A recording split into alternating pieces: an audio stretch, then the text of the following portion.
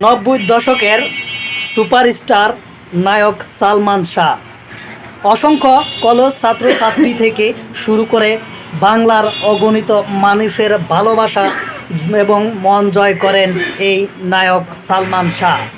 অথচ তার ঘরের বই তাকে দুনিয়া থেকে সরিয়ে দেওয়ার সাথে জড়িত।